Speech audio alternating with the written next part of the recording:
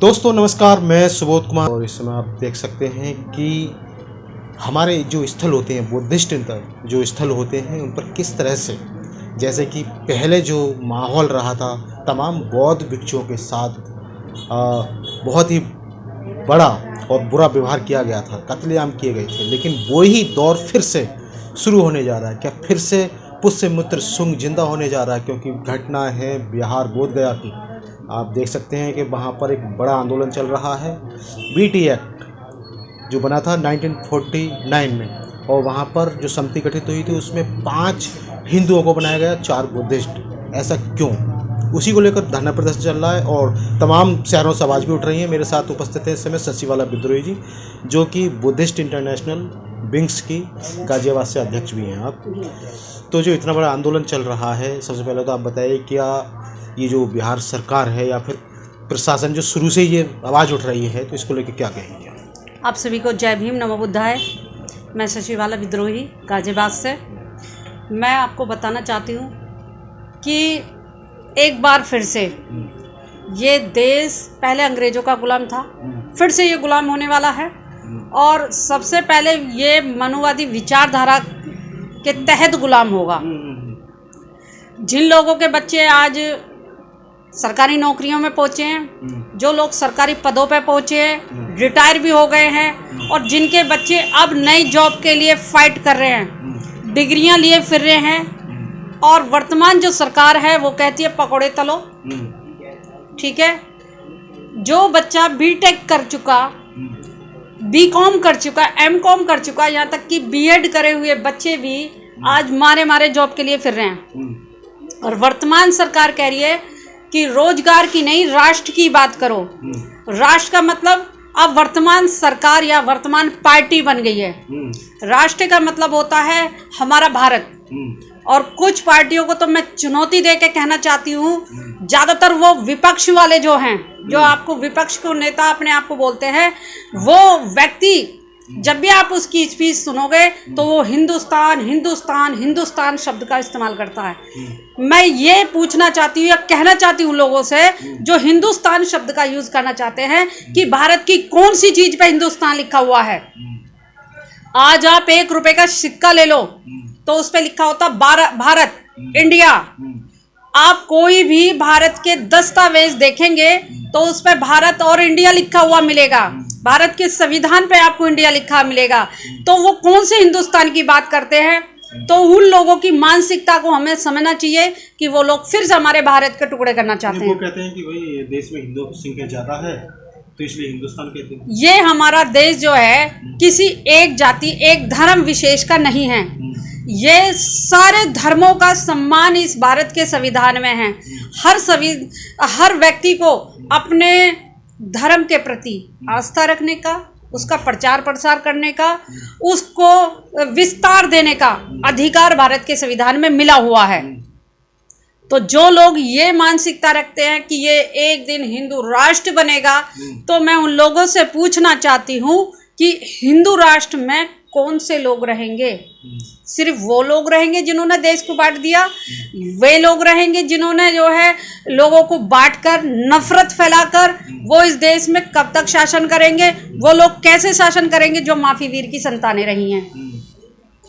लेकिन उन्होंने तो आप हिंदू राष्ट्र की बात कर रही हैं, वो तो एक एक करके सभी पर कब्जा करते जा रहे हैं। जैसे कि बोधगया को देख लीजिए, वहाँ पे वो तमाम हिंदू देवी देवताओं के मंदिर हैं और वहाँ ट्रस्ट में भी उन्होंने हिंदू में मेजोरिटी रखी है। आप कह रही हैं कि सभी बात कर रहे हैं। मेरी बात सुनिए।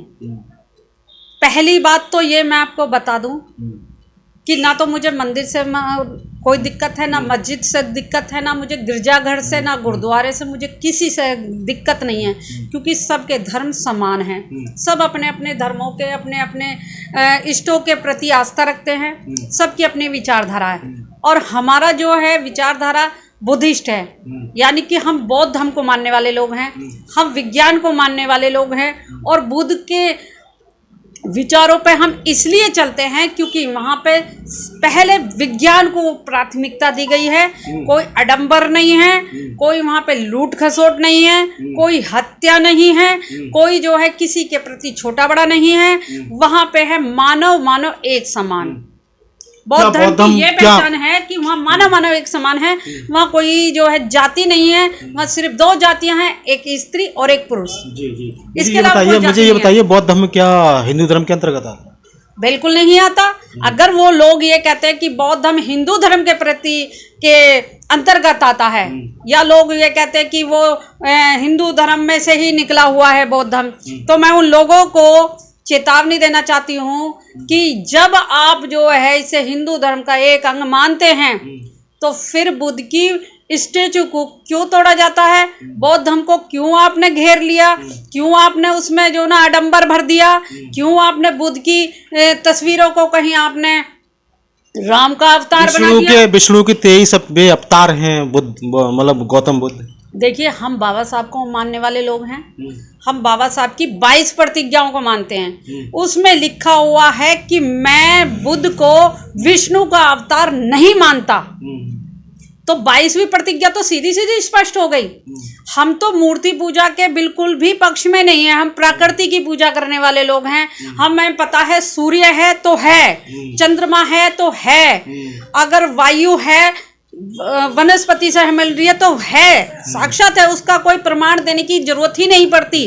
सब लोग उससे जीवित है और उससे ही प्रकृति चलती है और चलती रहेगी, जीवित भी उसी से रहेगी। आंदोलन को लेकर क्या क्या कहेंगे? आंदोलन चल रहा है। आंदोलन के लेके मेरा सिर्फ एक चीज है कि जो लोग बुद्धिजीवी हैं, जो विज्ञान को मानते हैं, मैं ये नहीं कहती कि आप बौद्ध धर्म को मानने वाले लोग ही हैं, मैं उस विचारधारा को मानते हूँ जो लोग साइंस को मानते हैं, जो बुद्ध के अच्छे विचारों को मानते हैं, उनको फॉलो करते हैं, बाबा साहब की विचारधारा को मानते हैं। मैं उन लोगों को सूचित कर रही हूँ आपके माध्यम से, और सूचना ही नहीं दे रही हूँ, मैं आपके माध्यम से जागरूकता फैलाते हुए आपसे कह रही हूँ, एक जो है आह्वान भी कर रही हूँ कि हमारा जो साकेत नगरी थी, जिसे अयोध्या बनाकर वहाँ पे एक मंदिर का निर्माण कर दिया गया, फिर कहीं तो ये मंदिर में भगवान को ढूंढते हैं, कहीं जो है इनके शिव शंकर भगवान जो भी हैं, मैं उनकी पे किसी पे टिप्पणी नहीं करना चाहूँगी, इनके अनुसार कहीं ये मस्जिदों में ढूंढते हैं, कभी ये बौद्ध विहारों में ढूंढते हैं। तो जब भगवान एक है, रूप कितने हैं हमें नहीं पता, हम तो सिर्फ एक रूप को मानते हैं, वो है तथागत बुद्ध। और जो तथागत बुद्ध की स्टेचू हैं, सिर्फ बुद्ध की स्टेचू को तोड़ तोड़ के आपने कहीं उस पे जो है राम को बना दिया, कहीं उनमें कृष्ण को बना दिया, कहीं आपने माता जी का श्रृंगार करके आपने बना दिया। ठीक है, अरे जब पता है कि काल्पनिक देवी देवता का कोई रूप नहीं है, कोई स्वरूप नहीं है, और बुद्ध को आप जो है हिंदू बना के पूज रहे हो, तो आप जो है सीधे सीधे बौद्ध धर्म को पूजो ना, सीधे सीधे बुद्ध बना के पूजो। आप बुद्ध के शरण में तो जाओ, बुद्ध के विचारों पे तो जाओ, आपको पता चलेगा कि बुद्ध का धर्म सर्वश्रेष्ठ धर्म है, मनुष्य के लिए कल्याणकारी है। और विश्व में इतने सारे बुद्धिस्ट देश हैं, जो बुद्धिस्ट देश हैं सभी तरक्की कर रहे हैं, प्रगति कर रहे हैं, और एक जो है विकासशील विकसित देश की तरफ वो जो है चल पड़े। ठीक, आज वो हम पे शासन कर रहे हैं जो बुद्धिस्ट देश है, और हमारा देश जो गुमराह करने वाली सत्ता है, जो गुमराह हमारे लोगों को कर रहे हैं, धर्म के नाम पे बांट रहे, नफरत फैला रहे हैं, उन लोगों से कहना चाहेंगे, जब आप बाहर देशों में जाते हो तो आप कहते हो कि हम बुद्ध की धरती से आए हैं, और आज हम आपके किसी मंदिर में जाके हमने ये नहीं कहा कि हमें इस मंदिर का पुजारी बना दो, हम मस्जिद में नहीं कि हमें इस मस्जिद का जो ना मौलवी बना दें आप, हम किसी जो ना गिरजाघर में नहीं गए कि हमें पादरी बना दो, ना हम गुरुद्वारे में गए कि हमें जो ना गुरु की जो ना उसमें गद्दी की सेवा में रखो, हम नहीं गए, हम बुद्ध के उसमें गए। तो हमारे बौद्ध विहारों पे आप अपना क्यों कब्जा करना चाहते हो? सीधी सीधी मांग है हमारी कि हम आपसे बुद्ध के बताए हुए संदेशों के अनुसार बड़ी विनम्रता से, हम हिंसा नहीं करना चाहते। बुद्ध ने कहा है कि जब तक आपकी जान पर कोई जानलेवा हमला ना हो जाए तब तक आप हिंसा का कदम ना उठाएं। लेकिन बुद्ध ने हमें ये नहीं कहा था कि अपनी सुरक्षा के लिए हम हथियार नहीं उठाएं। हमने हथियार चलाने छोड़े हैं, हम भूले नहीं हैं। हम तथागत बुद्ध को मानते हैं, हम बाबा साहब को मानते हैं, तो हम उधम सिंह को भी मानते हैं, हम फूलन देवी को भी मानते हैं, हम भगत सिंह जी को भी मानते हैं। तो जब हम इन्हें मानते हैं तो हमारे जो ना जो बॉडी है उसमें जो है रक्त कायरों का नहीं है। हम माफी वीर नहीं हैं। हम अपने देश को बचाने के लिए, ये भारत जो है हमारा देश है, इसको बचाने के लिए, इसकी संस्कृति को बचाने के लिए, भारत के संविधान को बचाने के लिए और अपने धर्म को बचाने के लिए अगर हमें मरना पड़ेगा मरेंगे, हमें मारना पड़ेगा मरेंगे मारेंगे, लेकिन हम अपने बौद्ध विहार को किसी के भी चंगुल में फंसने नहीं देंगे। आपके चैनल के माध्यम से मैं एक सत्ताधारी पार्टी से अनुरोध करना चाहूँगी कि आप किसी भी मंदिर में जाएं, कब्जा करें, पूजा पाठ करें, किसी भी की भी करें, हमें कोई आपत्ति नहीं है। हम किसी का विरोध नहीं करते।